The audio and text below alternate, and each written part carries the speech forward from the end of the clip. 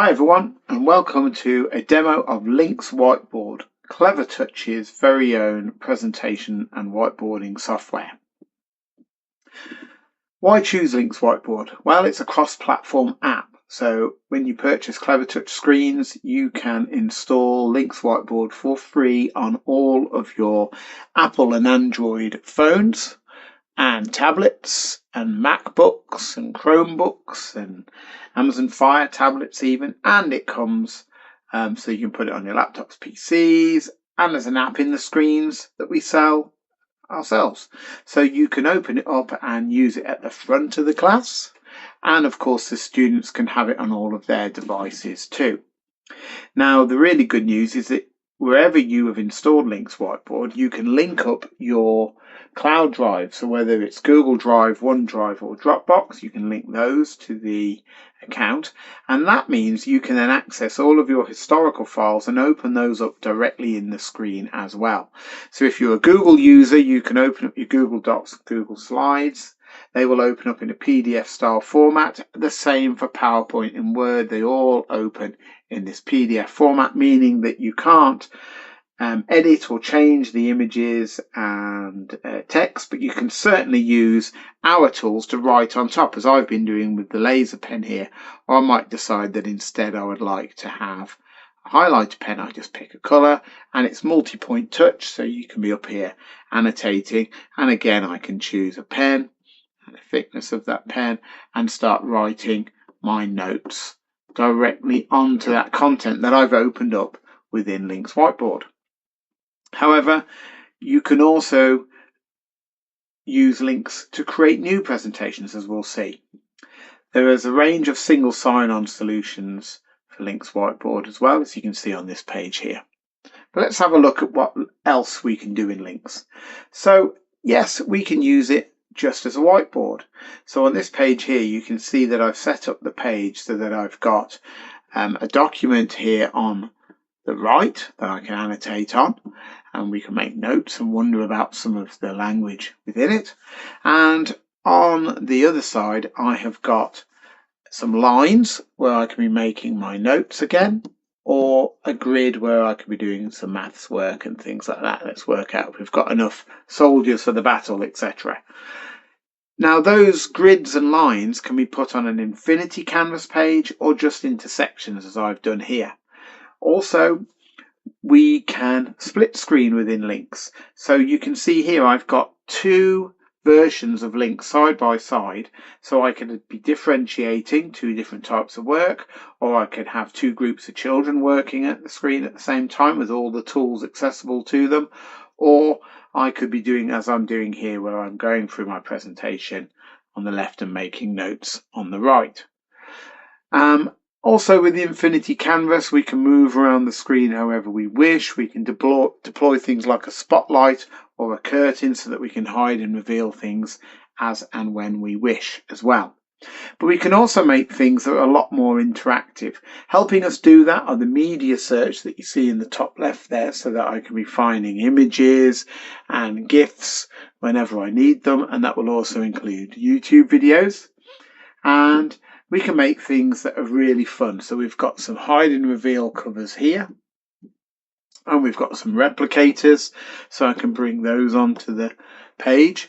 And we've got things like sound buttons, or where we can go through PDFs in miniature and zoom into them and then start annotating on the pages as well. Or I might just want to cycle through some images that I've layered on top of each other, as I've done there. And we have a flow window in the bottom corner here of this mysterious spooky scene, and when I click on it, it reveals some hidden characters, and these flow windows are really easy to do. So here the drama department could be acting out a scene from Macbeth, so Macbeth's coming over to talk to these ladies before being called home for his tea to Castle Macbeth. And when we tap here we can see him moving around the screen talking to Banquo's ghost, with the watchful eye of Lady Macbeth coming down the stairs. And all of these images and the backgrounds were all created using an AI image generator that is locked into our subscription features that are embedded into LYNX, called LYNX Pro. They're all AI related, and there's a separate video that you can watch to learn all about those LYNX Pro features. So please check that out. So there's also a LYNX activities area, which on our LYNX Cloud website means that you can collect and create for yourself things like quizzes. So I've created a Batman quiz here. I can go through the various pages and make choices and so on. But also I can invite the students to join in the quiz via a QR code or by sharing a link out to the students as well. But in the menu, when I'm creating my presentations, I can manually type in my questions and my choices, or if I become a pro user, I can ask an AI to create the quiz for me. So more on that in the other video. So let's have a look at some examples of the sort of things that we can do very quickly in LYNX. If I stop presenting, I could go in here to my editing tools. There's a shape split tool that I can use on this shape here. So we've just split that. If I use it again on the circle, we move around and we can split it into sectors very quickly and easily. And then we can start presenting again. We've got interactive maths tools such as rulers. We've got the LYNX screen recorder, which means we can make videos showing how we use some of these tools. I'm actually using it right now to make this video.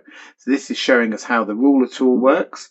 And these videos can be sent to students who aren't in the room or put into a presentation on the ability to kind of cycle through it. So we've got the interactive tools here, such as my protractor, and I can position this on the page and stamp that angle into there. We also have the compasses as well. Interactive graphs that we can manipulate as we wish.